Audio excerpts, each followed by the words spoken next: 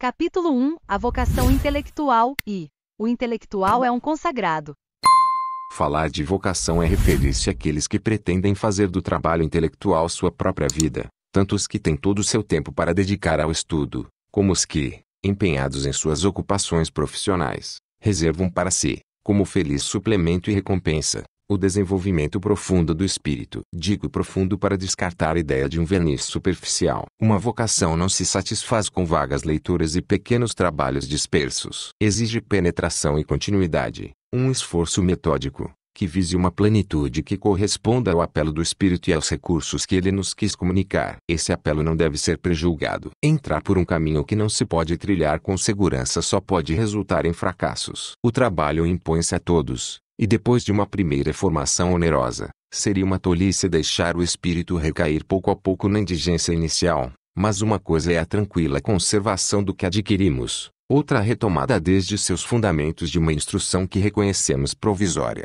que consideramos apenas como um ponto de partida. Este último é o estado de espírito de um vocacionado. Ele exige uma séria resolução. A vida de estudos é austera e impõe pesadas obrigações. Ela recompensa, e largamente, mas requer uma dedicação de que poucos são capazes. Os atletas da inteligência, como os do esporte, devem prever privações, longos treinamentos e uma tenacidade às vezes sobre-humana. É preciso doar-se de todo o coração para que a verdade se doe. A verdade só serve a seus escravos. Uma tal orientação não deve ser assumida antes de um profundo e demorado exame. A vocação intelectual é como todas as outras, está inscrita em nossos instintos, em nossas capacidades, em não sei que impulso interior que a razão controla. Nossas disposições são como as propriedades químicas que determinam, para cada corpo, as combinações que esse corpo pode realizar. Elas não podem ser criadas. Vêm do céu e da geração natural. Toda a questão se resume em ser dócil a Deus e a si mesmo.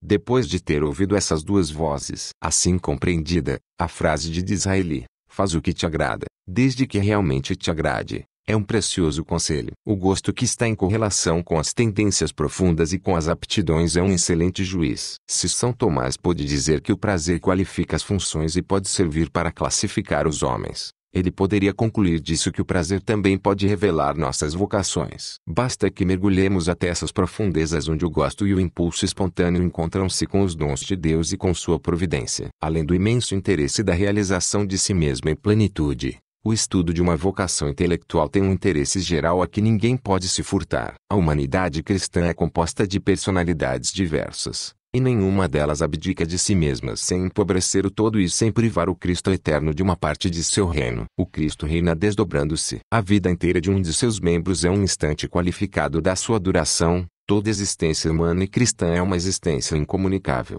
única e por conseguinte necessária à extensão de seu corpo espiritual. Se você foi designado como porta-luz, não coloque debaixo do alqueire a chama pequena ou grande que esperam de você na casa do pai de família. Ame a verdade e seus frutos de vida, por você e pelos outros. Consagre ao estudo e a seu uso o principal do seu tempo e do seu coração. Todos os caminhos, exceto um, são maus para você, pois afastam-se da direção em que sua ação é esperada e requerida. Não seja infiel a Deus, a seus irmãos e a si mesmo rejeitando um apelo sagrado. Isso supõe que você venha à vida intelectual com propósitos desinteressados, não por ambição ou tola gloriula. Os guizos da publicidade só atentam os espíritos fúteis. A ambição, subjugando a verdade eterna, ofende-a. Brincar com as principais questões sobre a vida e a morte, com a misteriosa natureza, com Deus, forjar um destino literário ou filosófico às custas do verdadeiro ou independente do verdadeiro, não é um sacrilégio. Tais objetivos, e sobretudo o primeiro, não sustentam um buscador. Em pouco tempo o esforço murcharia e a vaidade acabaria se contentando com o vazio, desprezando as realidades. Mas isso supõe também que você acrescente a aceitação do objetivo, a aceitação dos seus meios, sem o que a obediência à vocação não seria nada séria. Muitos desejariam saber. Uma vaga aspiração dirige as multidões a horizontes que a maioria admira de longe, como doente de gota ou sonhador olham para as néveas eternas. Obter sem pagar é um desejo universal, mas é o desejo de corações covardes e de cérebros enfermos. O universo não acorre ao primeiro chamado, e a luz de Deus não vem às suas lamparinas sem um insistente rogo de sua alma. Você é um consagrado, queira o que quer a verdade, consinta, por ela, em mobilizar-se, em instalar-se em seus próprios domínios, em organizar-se e, por ser inexperiente, em apoiar-se na experiência dos outros. Se a juventude soubesse, são sobretudo os jovens que precisam dessa advertência. A ciência é um conhecimento pelas causas, mas na prática, quanto à sua produção, ela é uma criação pelas causas. Temos que conhecer e adotar as causas do saber, e então realizá-las, e não adiar o cuidado com os fundamentos para o momento de assentar o telhado. Nos primeiros anos livres depois dos estudos, com a terra intelectual recém-revolvida, com as sementes lançadas, que belas culturas poderiam surgir? É um tempo que não voltará mais, um tempo de que se viverá mais tarde. Como ele for, assim será o homem, pois não há como depois plantar novas raízes. Vivendo superficialmente, sua punição será ter negligenciado, no tempo favorável, o futuro, que é sempre uma herança. Que cada qual pense nisso, no momento em que pensar ainda pode ser proveitoso. Quantos jovens, que têm a pretensão de se tornarem trabalhadores, desperdiçam miseravelmente seus dias, suas forças, sua seiva intelectual, seu ideal, ou não trabalham, e sobra-lhes tempo, ou trabalham mal, caprichosamente, sem saber nem quem são,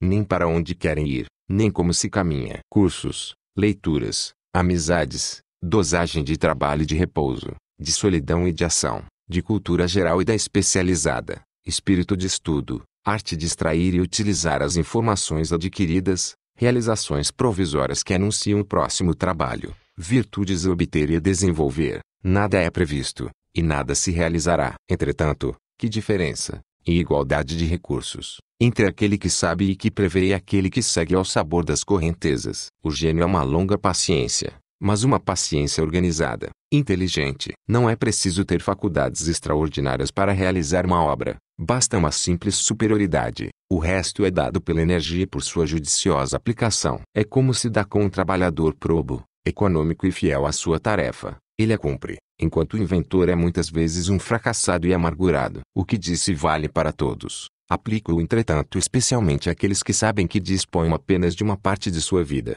a menor, para se dedicar aos trabalhos da inteligência. Esses devem, mais que os outros, ser consagrados. O que não podem distribuir ao longo de toda a vida terão que reunir em um espaço exíguo. O ascetismo especial e a heróica virtude do trabalho intelectual deverão ser seu exercício cotidiano. Mas se consentirem nessa dupla oferenda de si mesmos, digo-lhes, em nome do verdadeiro Deus, que não desanimem. Se não é preciso gênio para produzir, e ainda menos necessário ter plena liberdade. Mas ainda, esta tem armadilhas que as obrigações rigorosas podem ajudar a vencer. Uma corrente comprimida por margens estreitas chegará mais longe. A disciplina de um ofício é uma grande escola. Ensina o homem de estudos a ampliar suas possibilidades. Coagido, concentra-se mais, aprende o valor do tempo, refugia-se com entusiasmo nessas raras horas em que, cumprido o dever, abraça seu ideal, horas em que flui da ação eleita, depois da ação imposta pela dura existência. O trabalhador que encontra assim no novo esforço a recompensa do esforço antigo, que dele faz seu tesouro de avaro, é normalmente um apaixonado. Não se consegue apartá-lo do que está assim consagrado pelo sacrifício. Se o seu caminhar parece mais lento, ele é capaz de levá-lo mais longe. Pobre tartaruga laboriosa, não se diverte, persevera, e ao cabo de poucos anos terá ultrapassado a lebre indolente cujo andar desenvolto causava inveja a seu dificultoso caminhar. Pensem agora no trabalhador isolado, privado de recursos intelectuais e de contatos estimulantes, enterrado em algum fim de mundo, onde parece condenado a definhar, e livros longe das ricas bibliotecas, dos cursos brilhantes, do público vibrante, tendo somente a si mesmo e obrigado a tudo extrair desse fundo inalienável. Que também se não desanime. Se tem tudo contra si, que preserve a si mesmo e que isto lhe baste. Um coração ardente tem mais chances de triunfar, mesmo em pleno deserto, que um perdulário jovem opulento do bairro latino. Ainda aqui, a dificuldade pode ser uma fonte de forças. Nas montanhas, só tensionamos os músculos nas passagens difíceis. As sendas planas deixam-nos relaxados e a frouxidão desatenta logo se mostra funesta. O que vale mais do que tudo é o querer. Querer profundo. Querer ser alguém, chegar a algum lugar, ser já, pelo desejo, esse alguém qualificado por seu ideal. O resto sempre se arranja. Livros há em qualquer lugar, e pouquíssimos são necessários. Contatos, estímulos, podem ser encontrados em espírito na solidão. Os grandes homens estão aí, presentes a quem os invoca, e os grandes séculos passados impulsionam o pensador ardente. Cursos, quem deles dispõe não os frequenta ou frequenta-os mal, se não tiverem-se a que recorrer na falta de um tal privilégio. Quanto ao público, Se ele por vezes o estimula, frequentemente perturba, dispersa, e por causa de 2 centavos que encontra na rua, você poderá perder uma fortuna. Mais vale a solidão apaixonada, em que toda semente produz 100 por 1, e todo raio de sol, um dourado outonal. São Tomás de Aquino, vindo morar em Paris e avistando a grande cidade de longe, disse ao irmão que o acompanhava: irmão, daria tudo isso em troca do comentário de Crisóstomo a São Mateus. Quando alguém experimenta tais sentimentos, não importa onde está nem do que dispõe, foi marcado com um sinal, é um eleito do Espírito, resta perseverar e dedicar-se à vida tal como Deus a dispõe. Jovem, que compreende esta linguagem e que os heróis da inteligência parecem invocar misteriosamente, mas que teme estar despreparado, escute-me. Você tem 2 horas por dia. Pode comprometer-se a preservá-las cuidadosamente, a empregá-las ardentemente, e depois, sendo também destinado ao reino de Deus, poderá beber o cálice de sabor delicado e amargo que estas páginas pretendem que experimente. Se a resposta for sim, tenha confiança. Mais que isso, repouse numa absoluta certeza. Obrigado a ganhar a vida, ganha menos sem sacrificar-lhe, como acontece tantas vezes, a liberdade de sua alma. Abandonado, será arremessado com mais violência ainda a seus nobres objetivos. As 2 horas que lhe peço, muitos já declararam ser suficientes para um destino intelectual. Aprenda a administrar esse pouco tempo.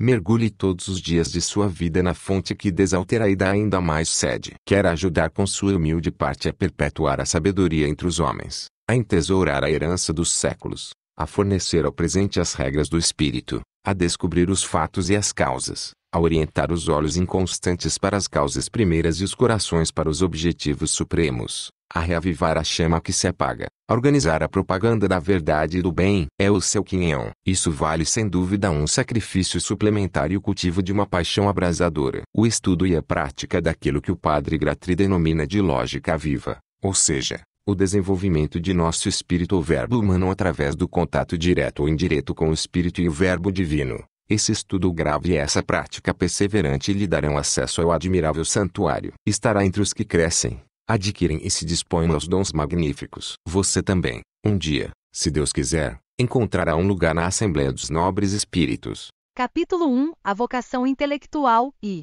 o intelectual é um consagrado.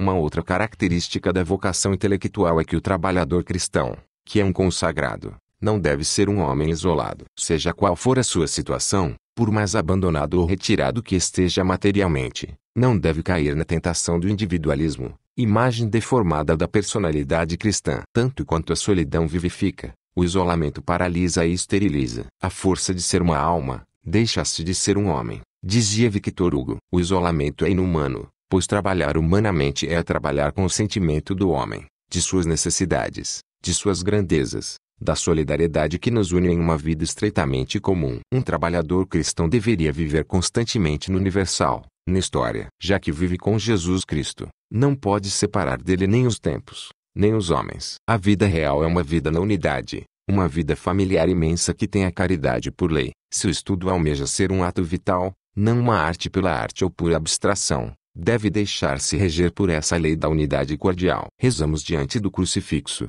disse Gratry, e devemos também trabalhar diante dele, mas a verdadeira cruz não está isolada da terra. Um verdadeiro cristão terá sempre diante dos olhos a imagem desse globo onde a cruz está plantada, onde os pobres seres humanos erram e sofrem, e onde sangue redentor, em numerosos filetes, corre ao seu encontro. A claridade que ele possui revestiu de um sacerdócio, o que procura adquirir é uma promessa implícita de um dom. Toda verdade é prática, a mais abstrata na aparência, a mais elevada, é também a mais prática. Toda verdade é vida, orientação, caminho para a finalidade do homem. Por isso Jesus Cristo disse como uma única afirmação: eu sou o caminho, a verdade e a vida.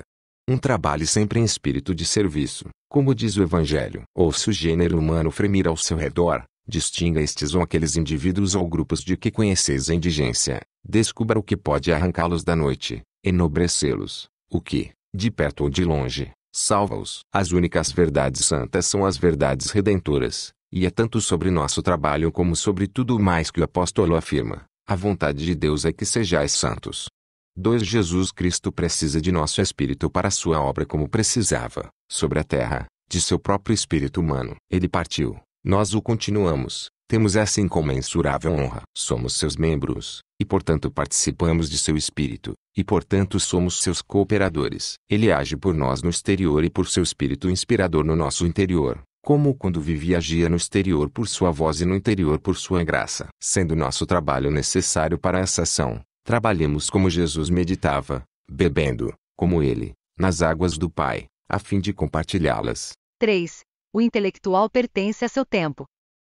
Em seguida, pense que, se todos os tempos são iguais perante Deus, se sua eternidade é um centro irradiante do qual todos os pontos da circunferência do tempo estão à mesma distância, não se dá o mesmo com os tempos e conosco, que habitamos na circunferência. Estamos aqui, na vasta roda, e em nenhum outro lugar. E, se estamos aqui, é porque Deus aqui nos colocou. Todo o momento da duração tem relação conosco, e todo século é nosso próximo, assim como todo homem. Mas a palavra próximo é uma palavra relativa, que a sabedoria providencial determina para cada um, e que cada um, em sua sabedoria, submissa àquela, deve também determinar. Eis-me aqui, homem do século XX, contemporâneo de um drama permanente, testemunha de convulsões talvez nunca vistas neste globo desde que os montes surgiram e os mares foram lançados em seus abismos. Que devo fazer por este século arfante? Mais do que nunca o pensamento espera os homens e os homens esperam o pensamento. O mundo está em perigo por falta de máximas de vida. Estamos em um trem a toda velocidade,